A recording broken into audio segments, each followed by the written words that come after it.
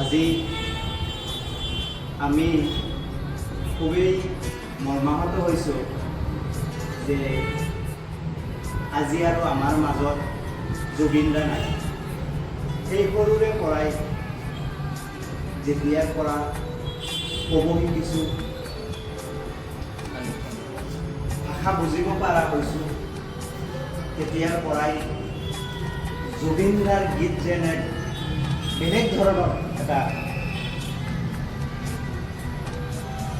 কেনেকৈ ব্যাখ্যা কৰিম সেয়া কথাৰে ক'ব নোৱাৰি। আজি আমাৰ মাজৰ পৰা জুবিন দা গুচি গ'ল, আমি খুবেই মৰ্মাহত হৈছোঁ। সেয়ে আজি আমি বিদ্যাভৰ কোচিং ইনষ্টিটিউশ্যন ডিজনীৰ তৰফৰ পৰা তেখেতক